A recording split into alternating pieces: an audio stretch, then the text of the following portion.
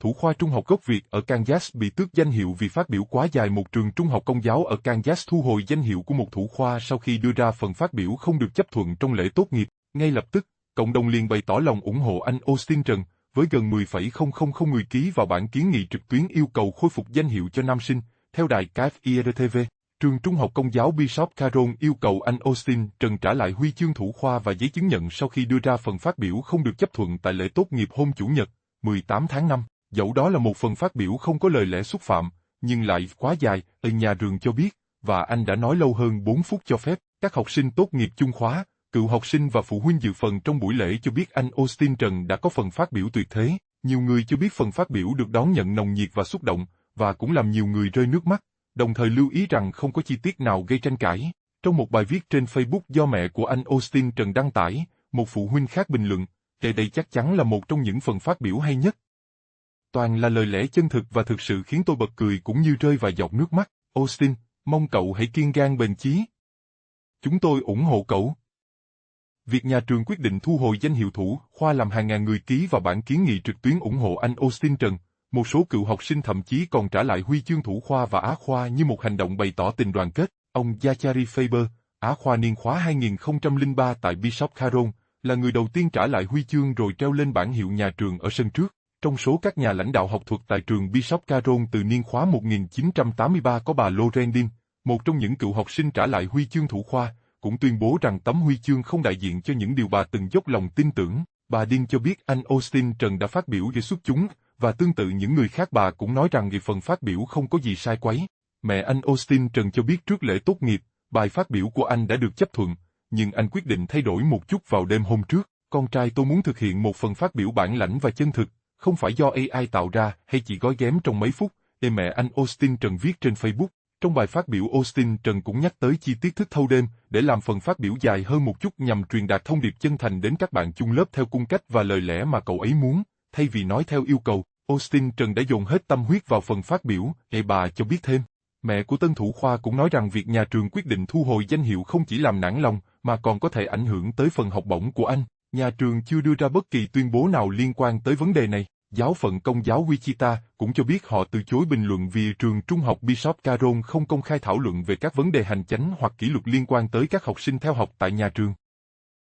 Good afternoon, and thank you to all of the friends, family, faculty and staff, priests, Bishop Kim, as well as everybody who has come out to support us here today. Before I begin, I'd like to shout out Reese Renteria, whose birthday is today, and who has addressed me as valedictorian every single time we've talked for the past 6 years. Shout out to Toby Harder, Zainab Hashim, and Molly Lazak who reassured me about this speech. Shout out to Slade Mesker. You really just wanted a shout out. And finally, shout out to my parents who made the incredibly difficult decision to attend my graduation instead of flying to Fiji at 8 a.m. today. Anyway, without further ado, dear class of 2025, it's me, Austin Tran, writing to you as of Wednesday, May 14th, 2025, at 1:38 a.m. Congratulations.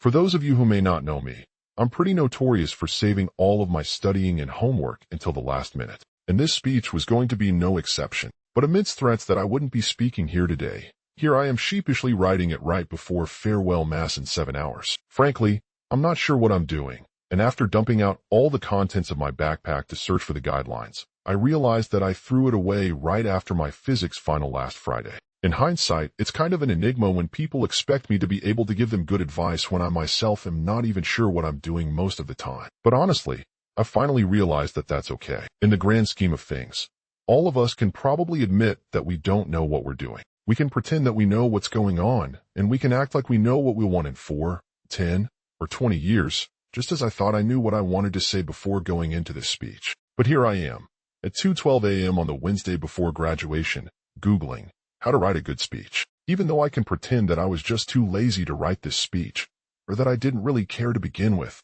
the truth of the matter was that I was too scared to even start. This speech marks the last ever assignment I'll have as a Bishop Carroll student, and honestly, I'm scared to finish it. I'm scared because it's hard to encapsulate all of the feelings I've had in the last 4 years at Bishop Carroll, to express the gratitude to all of the people I've met, and to all those who have supported me, to show how much I've been affected by each and every one of you, and to thank everyone for the love I've felt in the past 4 years.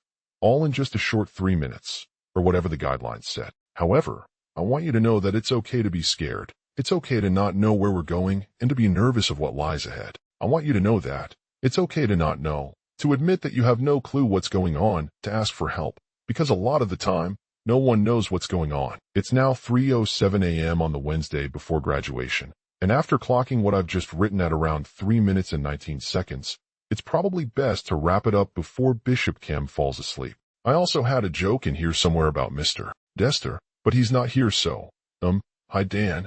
I hope you're thinking of me right now. Anyway, in a hopeless attempt to verbalize all of my gratitude to you all, thank you. Thank you so much. Thank you all. To the faculty and staff who worked hard to push us to graduate, to the people who worked with us to help us secure a place in the future, and who supported us as we navigated our high school lives, thank you. To the lunch ladies who would save us a few meals in the back for when we made it to the front of the line, thank you. To the teachers, thank you for devoting your time to giving us a quality education, for supporting us, for smiling, for caring, even if things weren't always great in your own lives. Thank you so much for taking care of us and being role models as we developed into adults. To the teacher who consoled me when I cried during my freshman year, thank you. To the teacher who asked me if I was okay when she could tell I wasn't fine, thank you. To the teacher who gave me an extension on a paper when things around me felt like they were collapsing, thank you. And to the teachers who let us get a glimpse of their own personal lives and formed relationships with us, the ones who poured themselves into their work and truly cared as we opened ourselves to them in the past 4 years,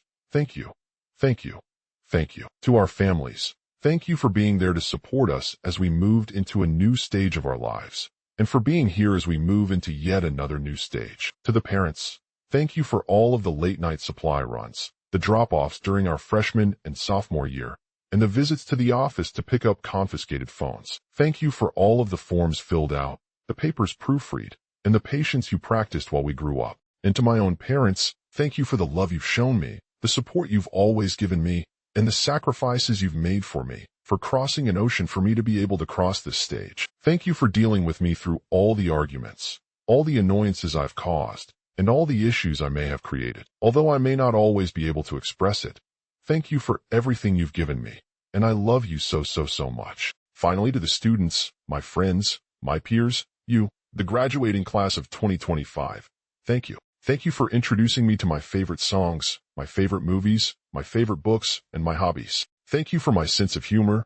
my mannerisms, and my memories from the past 4 years. Thank you for all of the words we've shared and all of the laughing and crying that we've done together. Thank you for the study guides, the Quizlets, the notes, and the homework answers. Thank you for all of the late-night texts answered, all of the food we've eaten together and classes we've talked through. Thank you for everything. Thank you for saving my life. In my Calc 2 class, we tried to create a web of how every single person in our grade is connected, and although we only got about halfway through, I realized how close everyone is, even if you've never met them. I realized how much of an impact one person can have on you, whether they know it or not. So please, realize that there is always someone who needs you, someone you've played a role in forming. There's always someone who's looking around for you in class and wonders where you are when you're gone, even if you've only exchanged a few words with them, or none at all. You will always be loved more than you will ever know, and someone you used to be friends with 5 years from now would give anything to be in the same room as you. So I'm going to ask just one thing. Don't become strangers. Text each other about your life. Tell each other about the new friends you meet at work or in college. Wish each other happy birthday. Invite each other to your weddings. Don't let the "let's keep in touches" said in the parking lot after this graduation be wishful thinking. Reach out when you need help, because you don't know how much it may help the other person too. It is now 4:15 a.m. on the Wednesday before graduation. I've cried too much, and I really need some sleep. So I'd like to end with a quote that I first read almost exactly 10 years ago that appears at the end of Minecraft when you beat the game. It says, 20 years from now you will be more disappointed by the things that you didn't do than by the ones you did do. So throw off the bowlines, sail away from the safe harbor, catch the trade winds in your sails, explore, dream, discover. Thank you for everything, and congratulations class of 2025. Sincerely, your friend, Austin Tran.